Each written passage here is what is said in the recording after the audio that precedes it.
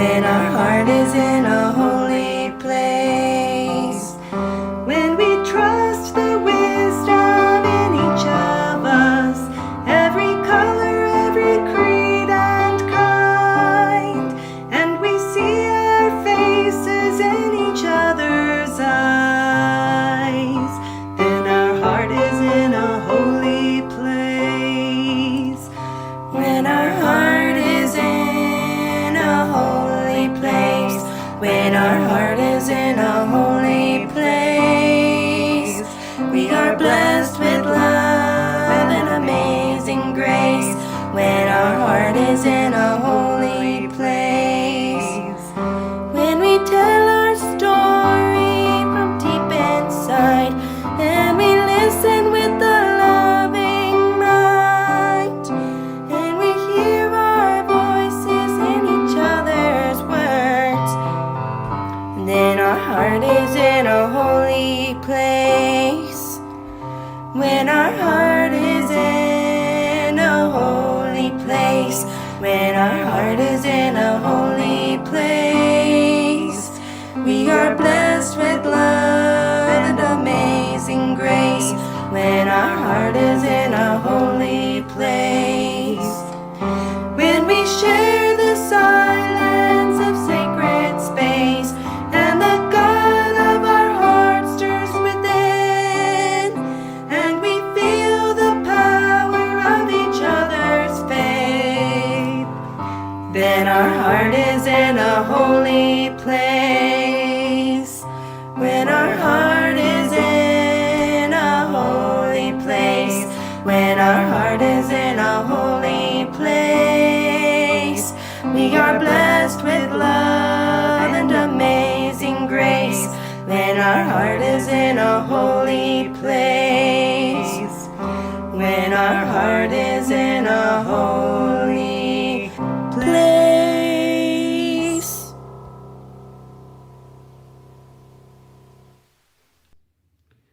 Welcome to the Unitarian Universalist Congregation of Hillsborough, North Carolina online worship service. My name is Dave Yelton, and I am the worship coordinator for today's service. My partners in creating this program include Aviva Enoch, our musical director, Wendy Calvin, our video producer and editor, Alicia, Cadence, and Tessa Volkheimer, our readers today, and a number of wonderful singers who will be featured throughout the service. I also want to extend a hearty welcome back today to one of our better known and beloved guest speakers, the Reverend John Saxon. I guess we could call him a native son of UUCH in that he was one of the founding members of this congregation almost 30 years ago. After his first full career as a lawyer and a UNC professor at the Institute of Government, John followed his heart and pursued and received his Master of Divinity degree at the Meadville Lombard Theological School in 2009. He has since served as a hospital chaplain, and then as the assistant and then lead minister at the UU Fellowship in Raleigh, and then followed his passion one more time to become the executive director and now the president of the UU Justice Ministry of North Carolina. So John, welcome back once again to your old home here in UUCH. We look forward to your message for us today. As a congregation, we are committed to working for social justice and social equity in our community. An important part of this support comes in the form of our weekly online donations, which are separate and apart from our yearly pledges for the operating budget. So each week we invite you to contribute to our special Share the Plate offering, which we share with one of our local partners in this vital ongoing community work. Our community partner for this month is New Hope Elementary School Discretionary Fund for Economic and Social Equity to help with special ongoing needs of children at risk in our community. So please give generously online as shown on the screen. We thank you and your community thanks you. As we now prepare for worship, let's remind ourselves and the world just who we are and why we gather this way each week. We are a community of liberal, open-minded people who strive to connect with one another in love. We are a people defined by covenant, not by creed, which means that we are committed to a way of being with and supporting one another, rather than committing ourselves to any one statement of common belief. To that end, we support each other in our individual spiritual growth and deepening of faith. We challenge one another to find more love both inside ourselves and in the world. And while our physical meeting space is located here at 1710 Old Highway 10 at the corner of Lawrence Road, today we invite all of you who are part of our larger spiritual online community, whether you are here in the greater Hillsborough area or elsewhere in North Carolina or throughout the country, to join with us in our online house of worship. So now let us begin today's service in our time-honored way as we light our Unitarian Universalist chalice. Life is a gift for which we are grateful. We gather in community to celebrate the glories and mysteries of this great gift. We kindle once again the chalice of this beloved community that is woven together from many colorful threads that are the story of our lives. Let the sky above us unfurl like a scroll, and let us read upon it today's text for our lives. You are alive, here and now. Your heart beats now, not tomorrow or yesterday. Love life boldly and always walk in the truth. Let the wind arrange the branches of mighty oaks and young saplings into letters that proclaim this sacred text. Life is struggle and loss, but also tenderness and joy. Live all of your life, not just part of it. Let the eyes and hands and faces of all people with whom we share this earth be chapter and verse of this sacred scripture. Remember that you are part, not all, great, but not by far the greatest, small, precious, brief breaths in the great whirlwind of creation, divinely cradled in the strong and secure arms of life. Come, let us worship together.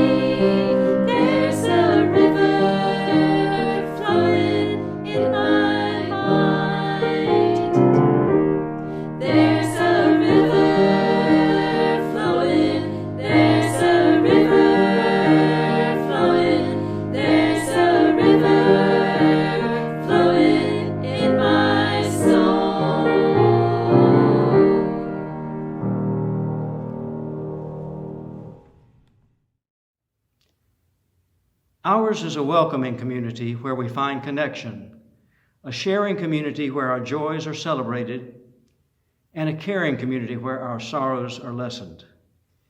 Each Sunday, we take a moment to share and reflect on the special happenings that have occurred this week in our lives. For those of you who would like to share in the comments or the chat, please do so. And know that everything shared aloud or felt in silence is held dearly in the heart of this community.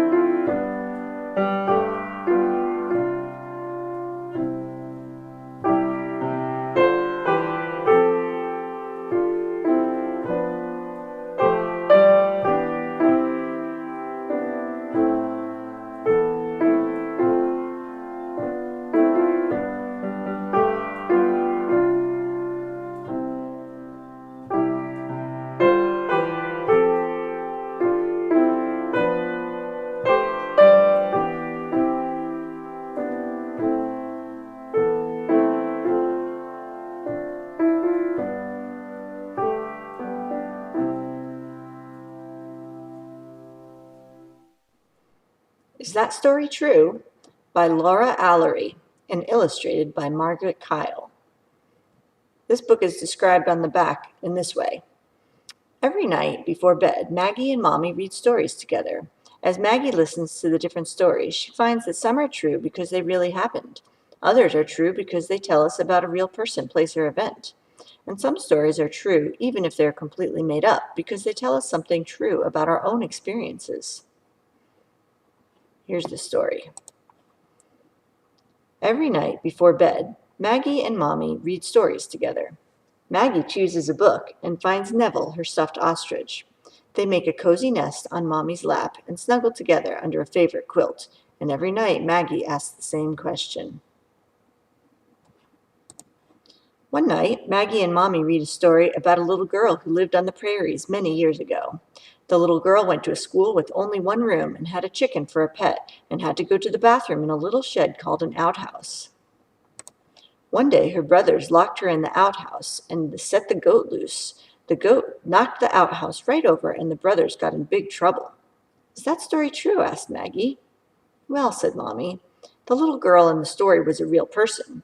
When she got older, she gathered all the stories she could remember and wrote them down. I don't know if everything happened exactly the way she remembered it, but I think your stories give us a true sense of what it was like to grow up in that place and at that time. I see, said Maggie, and climbed into bed. The next night, they read about a shepherd who looked after many sheep. Every night, when the sheep came back to the sheepfold, the shepherd would count them.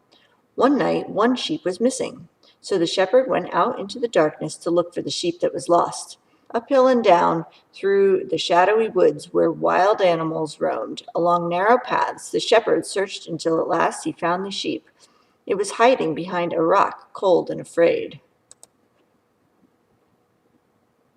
Gently, the shepherd took the sheep in his arms and brought it safely home.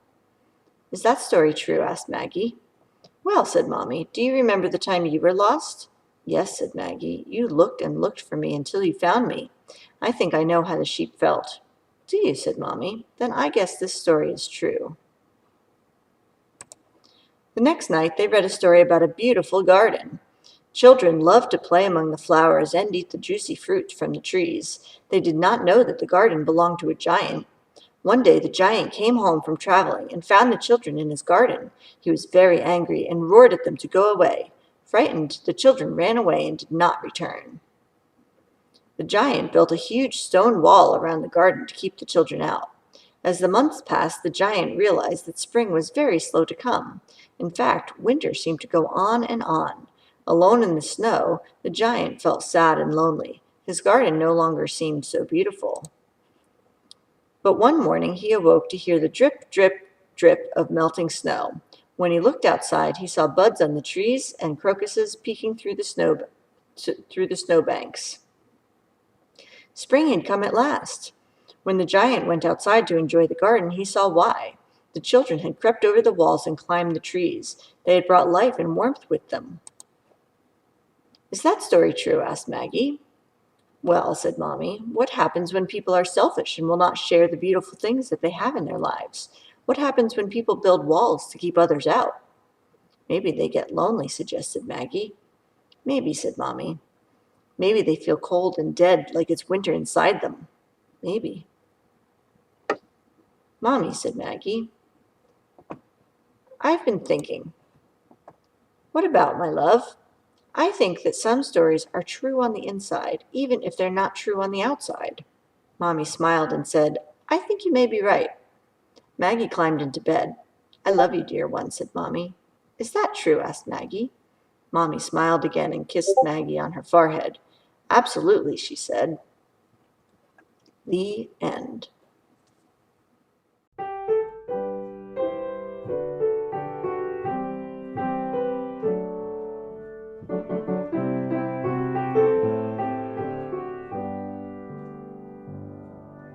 We've cleared off the table, leftovers saved, washed the dishes and put them away. I've told you a story, tucked you in tight, at the end of your knockabout day. As the moon sets its sails to carry you to sleep over a midnight sea, I will sing you a song no one sang to me. May it keep you good company. Oh, you can be anybody you want to be. You can do whatever you will. You can travel any country where your heart leads, and know that I will love you still. You can live by yourself, you can gather friends around, you can choose one special one, and the only measure of your words and your deeds will be the love you leave behind when you're done. There are girls who grow up strong and bold, there are boys quiet and kind. Some race on ahead, some follow behind, some go in their own way in time. Some women love women, some men love men, some raise children, some never do. You can dream all the day, never reaching the end of everything possible for you. Don't be rattled by names, by taunts, by games, but seek out spirits true. If you give your friends the best part of yourself, they'll give the same back to you. Oh, you can be anybody you want to be. You can do whatever you will. You can travel any country where your heart leads, and know that I will love you still. You can live by yourself, you can gather friends around, you can choose one special one, and the only measure of your words and your deeds will be the love you leave behind when you're done.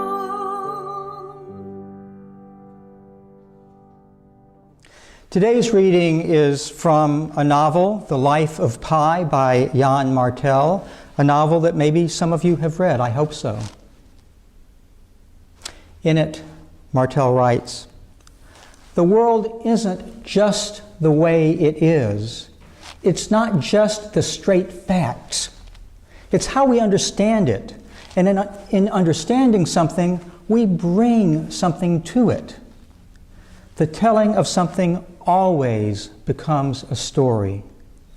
Telling about something using words is an invention. Stories are about the selective transforming of reality. the twisting of reality to bring out its true essence.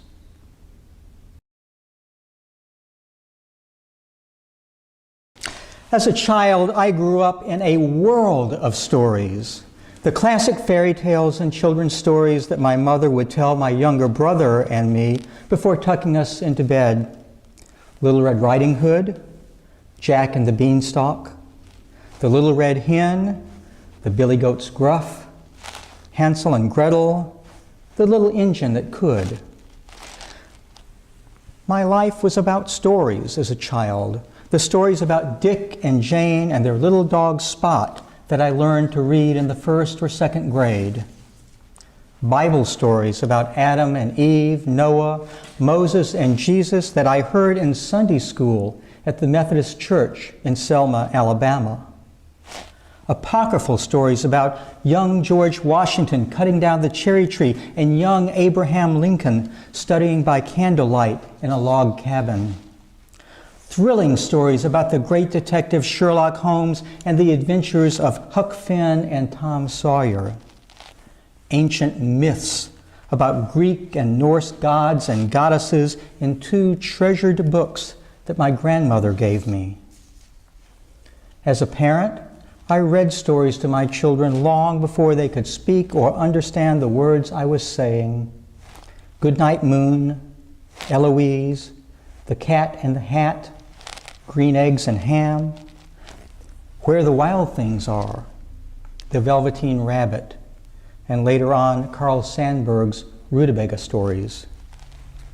My daughter's all-time favorite story, though, was I Met a Penguin. The story of a lion who lived happily with his friends on an island until one day, feeling badly about his failure at fishing, he rowed out to sea and was blown by a storm to the South Pole, where he was rescued by a penguin. A penguin who was as strong as an elephant, as gentle as a dove, as pretty as a peacock. And they fell in love, despite the lion's being a horrible fisherman. I read I Met a Penguin to Jessica so many times that I learned each and every word of it by heart. And after that, she'd ask me to tell it to her out of my mouth instead of reading it from the book. And many, many years later, she had the opening lines of the story tattooed on her back, after having tricked me into handwriting it for her on a piece of paper. Now I read stories to my grandchildren, and when they ask me to tell them a story, I almost always begin, once upon a time, and twice, not upon a time, because a story can be true even if it never really happened. Human beings are and always have been storytelling animals.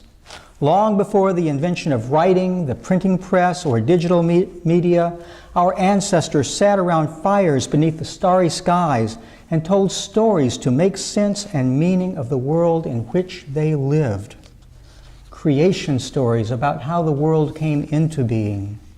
Stories about gods and goddesses. Stories of mythical heroes and heroines. Stories of epic journeys and wars. Stories to explain the changing seasons, fire and tides, wind and rain, lightning and thunder. Stories about the moon, sun and stars, oceans and mountains, animals, fish and birds. What makes us human is not just language, thinking, reasoning, or the opposable thumbs that we can use to make tools, build cities, or manufacture weapons of mass destruction. What makes us human is our capacity, our longing, and our need to create, tell, and hear stories. Stories about ourselves, stories about our lives, and stories about the world in which we live. Something that seems hardwired into the very DNA of human beings. We use the tools of science and psychology to explain and help us understand the world and ourselves. but it's through stories that we make and find meaning for our lives and our place in the world. It's stories that provide color, texture, beauty, and depth to the black and white facts and figures that we use to describe, define, and measure our lives and the world in which we live. And throughout human history, stories have been the means by which the collective wisdom, values, and history of a people have been preserved and passed down from generation to generation over time. Each of us, therefore, is born into a story that is much, much larger than the story of our own individual lives, the larger, ongoing, and unfolding story of our families, our tribe, our people, and the culture in which we live. So, from the moment of my birth, before I could choose the story of who I am or find words to tell my story was also the story of my parents and grandparents. It was a story colored by the story of Christianity, sin and salvation or damnation, as well as the story of American exceptionalism and manifest destiny.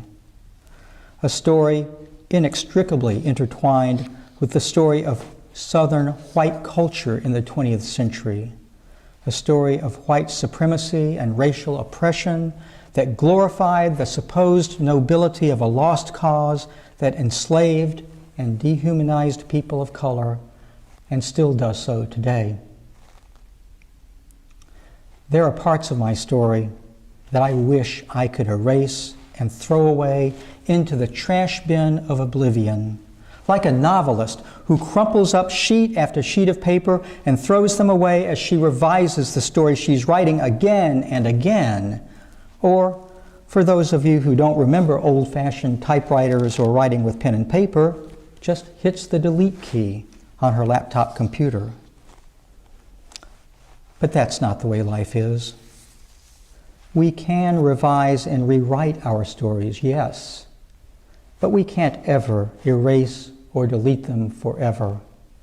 They're always, always with us in one way or another, as memories, as regrets, as first drafts, as the backdrop or foundation for newer and perhaps better stories.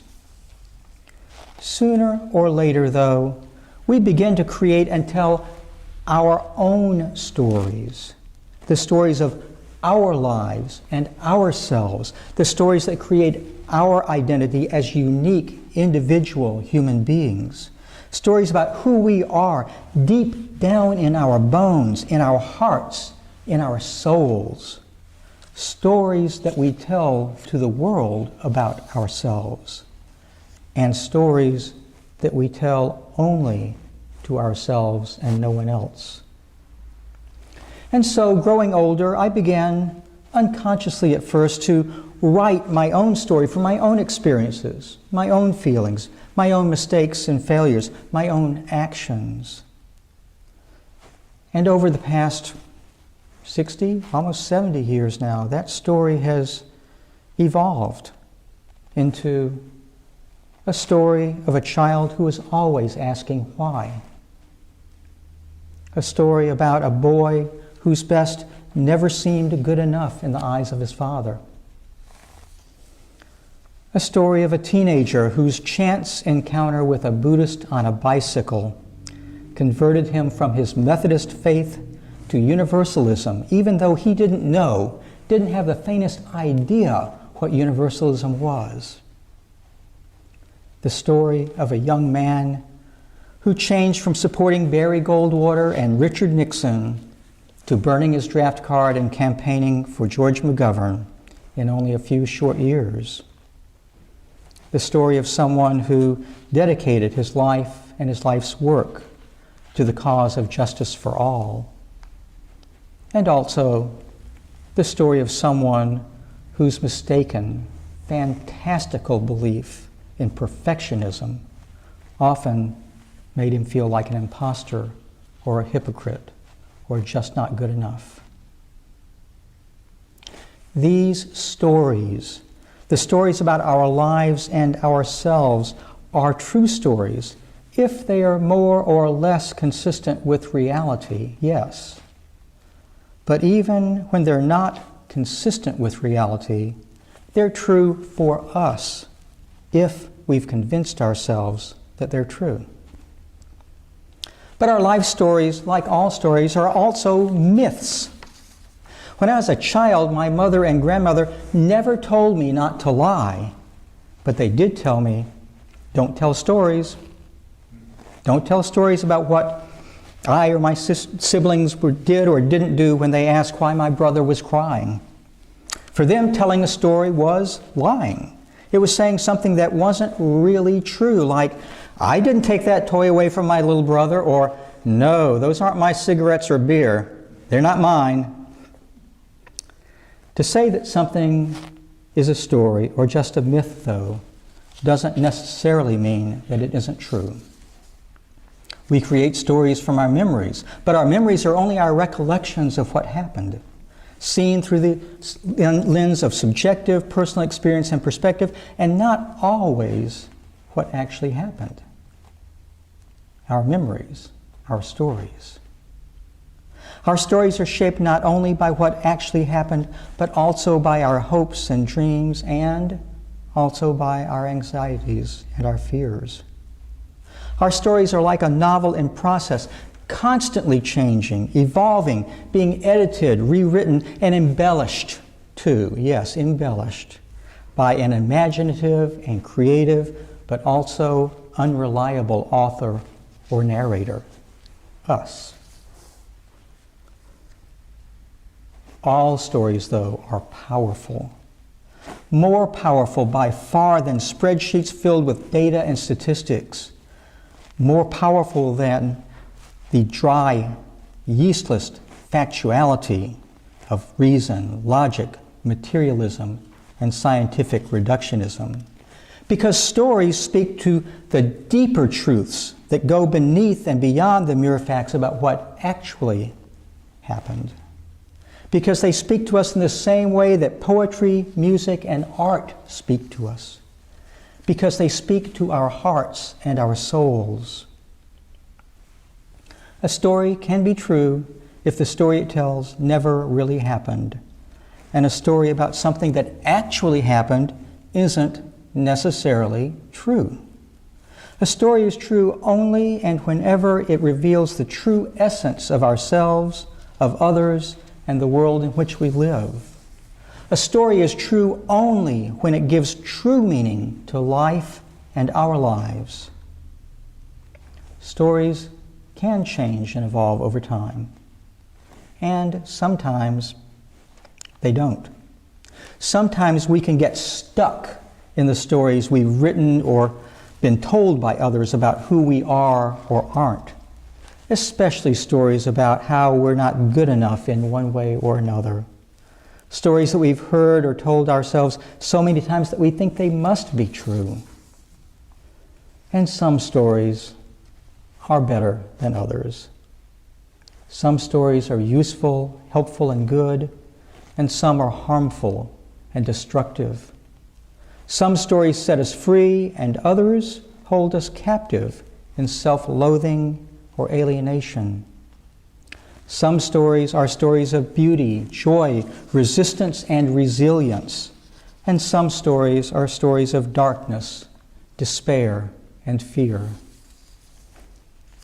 But the good news, the gospel, the good news is that, like the author who constantly invents and reinvents the characters and plot of her novel, we can rewrite the stories of our lives as long as we have breath.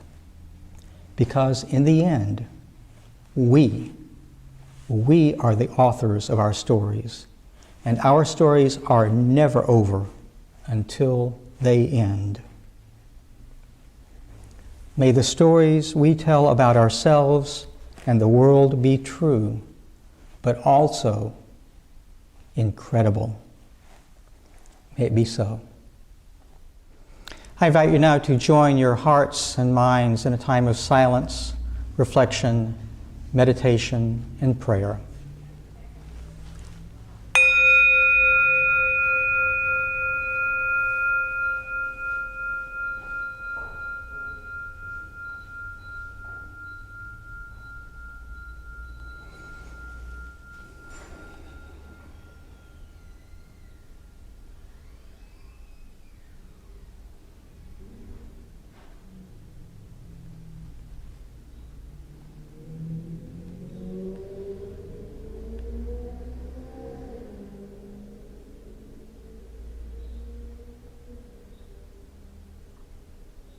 Enduring Spirit, divine seed planted in each of us, remind us of our stories. Our lives are volumes in the great anthology of this world, each one valuable, each one a blessing. We pray today that each new chapter of our stories will be filled with more joy, more love, more peace, and more hope. May it be so.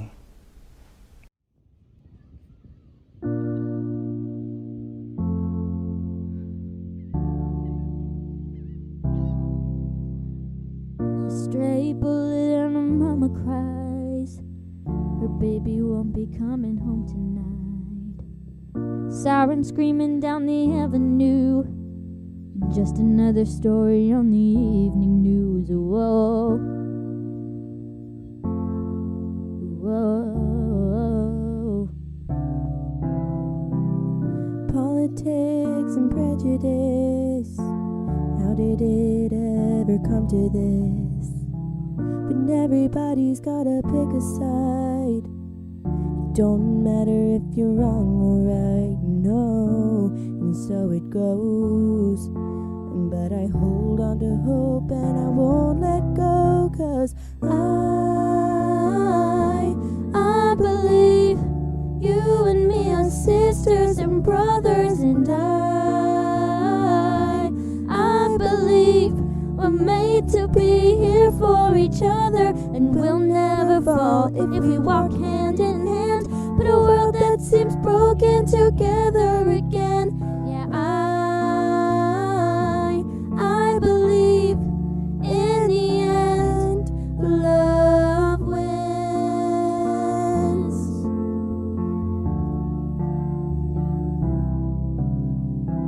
Sometimes it takes a lot of faith to keep believing there will come a day when the tears and the sadness, the pain and the hate, the struggle, this madness will all fade away. Yeah, I believe you and me are sisters and brothers, and I believe we're made to be here for each other, and we'll never fall if we walk hand in hand. Put a world that seems broken together again. Yeah, I believe in the end, love wins.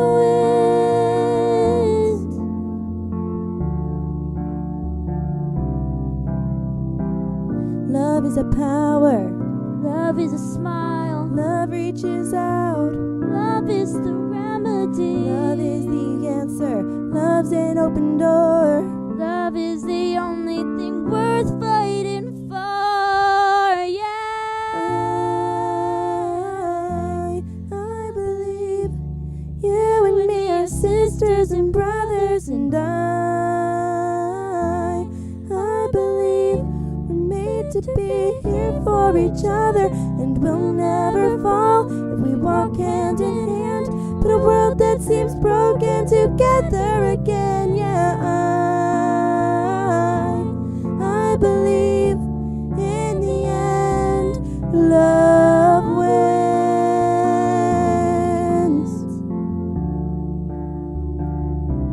Love wins.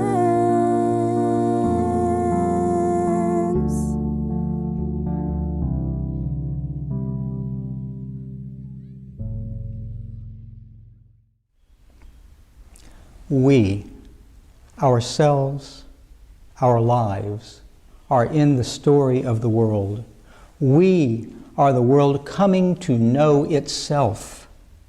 May we know today and always that our lives and our stories, all that we will ever say or do or think, are engraved forever in the story of the world and written forever within the larger life of all. Amen. We extinguish this flame, but not the light of truth. The warmth of community, or the fire of commitment, These we carry in our hearts. until we are together again. Go in peace and blessed be.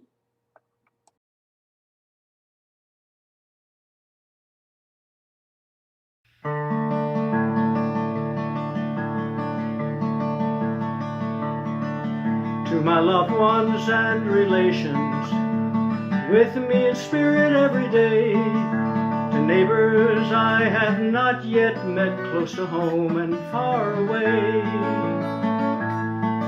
Be safe, be well, you mean the world to me. Be safe, be well, you mean the world to me.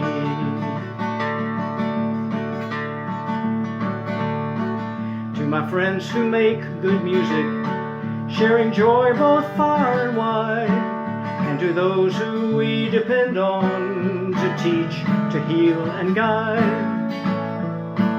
Be safe, be well, you mean the world to me. Be safe, be well, you mean the world to me.